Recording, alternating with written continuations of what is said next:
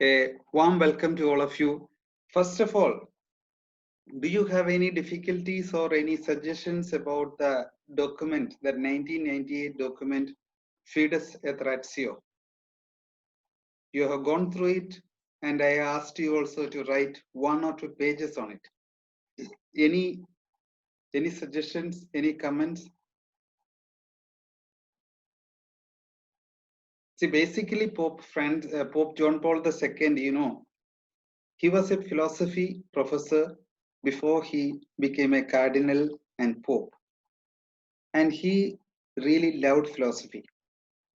And for him, the Thomistic philosophy formed the basis.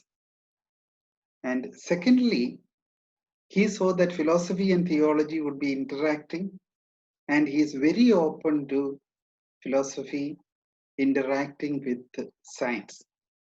You have that very famous quotation from him: philosophy science and religion, they can enrich each other. One can purify the other of superstition, false idolatry. So that is a basic conviction. This has to be opposed to some of today's fundamentalist Christians who oppose science. They think that if you believe in science, then you cannot be good Christians. That certainly is not the view of the Catholic Church. Not just Pope John Paul II, Pope Benedict, Pope Francis, and throughout the history, there might have been some tension between the scientists and the popes. But these tensions are inevitable. Like in a family, you have some difficulties between the brother and sister, but that doesn't mean that they are opposed to each other. No, they are not. And we can learn a lot from science.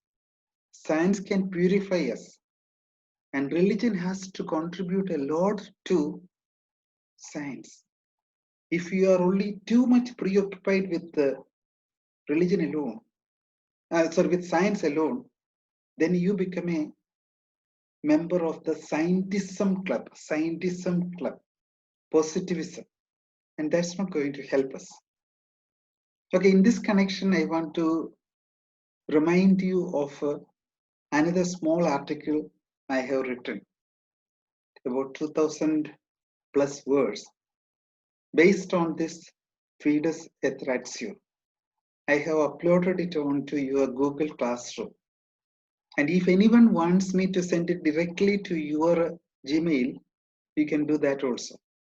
So please read that article. It's just 2 pages, 2,200 words. That also somehow gives a summary of this Fides et Ratio. What I'm trying to show through that article based on Fides et Ratio is we have to take the reason earnestly, seriously. It is of tremendous value to us. But we cannot absolutize reason. So, in and through reason, we should reach out to religion, to faith. Faith answers the deepest aspirations of human life, like love, meaning, death, hope. And these deepest aspirations can only be answered if we go in and through the material reality, through this world, through the scientific world. Therefore, we need science, but science is not absolute. A science that takes us beyond to religion. In other words, we cherish reason. Using reason, we realize its limitations, and we try to go beyond reason. In and through reason, we try to go beyond. Here I repeat once again what Pascal, that scientific genius, said. The heart has got its own reason, which reason does not know of. This is at the realm of mysticism, deep experience of God. That is the heart.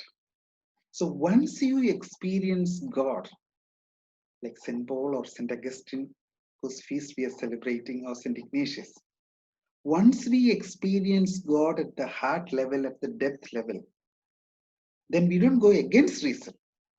Then we would evolve a deeper kind of reasoning that will take us to a newer dimension of reality. So, dear friends, let's acknowledge that reason is valuable, that science is useful, that science gives the best knowledge that we have till now. But let's not stop at science. In and through science, through reason, let us read religion, spirituality, faith, where we have to struggle with questions of hope, joy, meaning, the fear of death that this pandemic brings in. Where can we find traces of hope in these pandemics? These are the questions which faith gives. And in this connection, I have made use of a book, Kalanidhi. Kalanidhi, Paul Kalanidhi is originally born in India, but he has gone to America, and there he has become a neurosurgeon. Unfortunately, in the prime of his life, 35 or so, he was diagnosed with cancer and he is confronted with death. Till then, as a neurosurgeon, he was meeting people who are dying. Now he is meeting himself as confronted with death. He's got one child and his wife. They are happily settled, married, but this news that he will die shocks them all. And with so much of hope, so much of acceptance, he writes this book. It's almost like a novel. The title of the book is When Breath Becomes Air. When breath, the living breath, becomes air. When you dissolve yourself into the vast cosmos, when you are confronted with death. It's a beautiful book. It's very difficult to read, but it's very profound, very much in tune with our religious vision. I have taken two long quotes from this book in my article. So therefore, I want to by all means read the article, but more than the article, if you have time, read that book, When Breath Becomes Air. So thank you for this much of sharing.